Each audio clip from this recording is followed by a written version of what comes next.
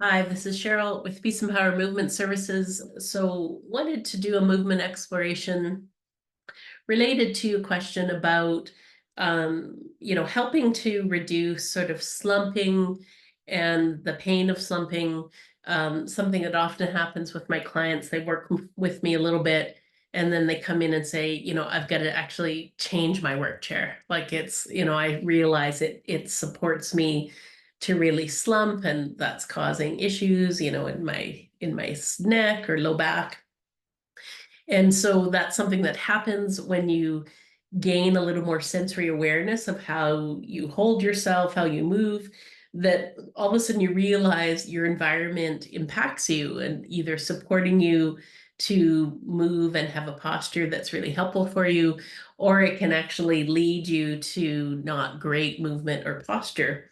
And so this is a little exploration that is looking at like how do we get to a place of a little more effortless skeletal sitting so that you're just naturally sitting upright without having to hold anything, without any excess tension, say in your low back, and then still able to, do your work. So often we're having to lean forward a little bit. And so this is based on a foundation of really sitting on your sit bones and the front part of your sit bones, and then really making use of your hip hinging abilities. So this fold, your actual hip joints are sort of sitting about here. You can feel kind of the bony parts of your hip, and then being able to have that ball of your femur, the top of your leg bone, rotate and having your pelvis move over that joint. And so I'll just show that with my little pelvis model. So this kind of hip hinge, if I'm sitting here, I'm actually, moving my pelvis forward, and you can see it's rotating around the top of my femur. And that really can afford you the ability to bring yourself forward without slumping, without rounding, without compressing your breath. And there's a myriad of little symptomatic kind of things that can come up when this is the norm compared to this kind of sitting. So want to show a couple of explorations to help set that up as just a good option that's immediately available for you. So starting with laying on your back, exploring a little bit first, pressing into your heels, having your pelvis rotate so that the top of your waist band, comes towards the ground, and then just releasing. And so focusing on that first, rather than trying to reverse and push the front of your abdomen below your knees, just focusing on this kind of coming back, your waist presses to the table, and then you're releasing down. And so doing that a few times as a practice, you can slide your hands if that's, not sort of super accessible in terms of sensation. You can slide your own hands underneath and just, practice rolling onto them slowly enough that you can feel how you're bringing your low ribs down.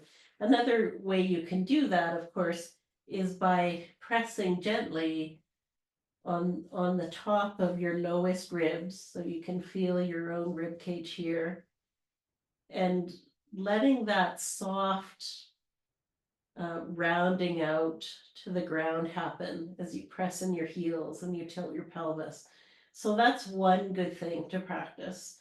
And then the other is in reversing that to really sort of emphasize that your belly button, your pubic bone, if you have a zipper, this is the zipper line, goes towards your feet as the other side of this.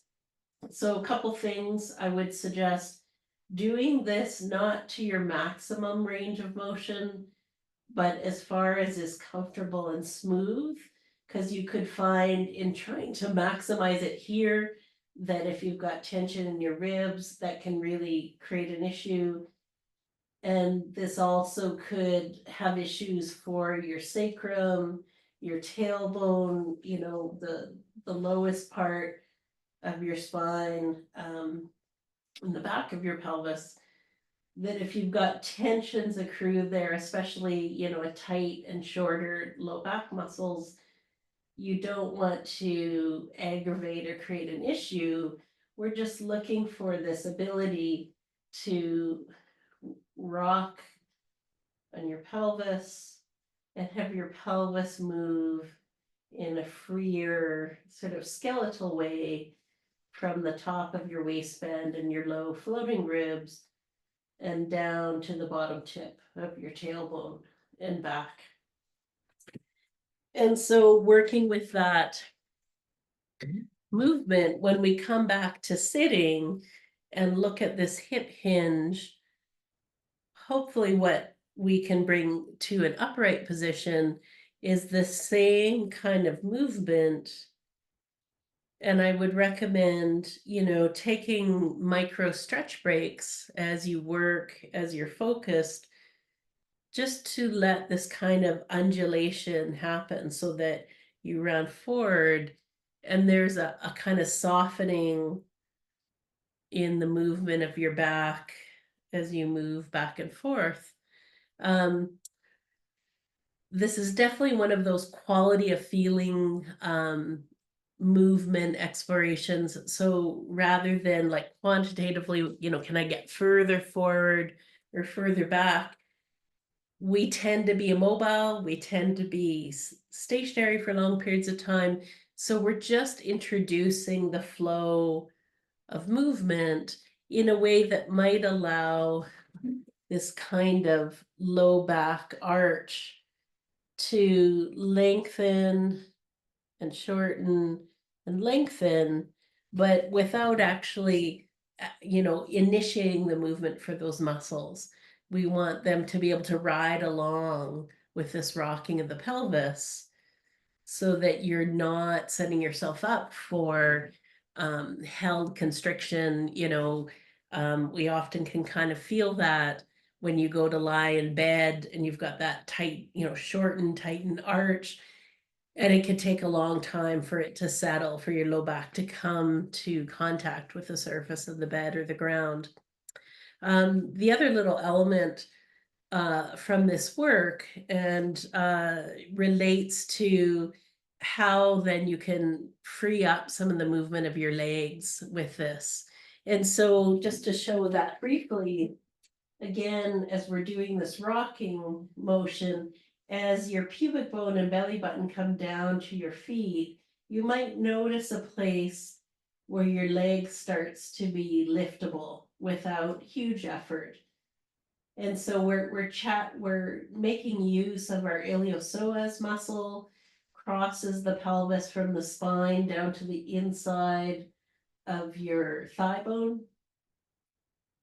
And this kind of ease of movement, making use of this large swath of muscle fiber, means that you're setting yourself up for some freedom with this. And so a good contrast is try to maintain your arch in your back, do this movement, and then lift your leg and just notice how much more effort, how much more stiffness, rigidity comes with that movement.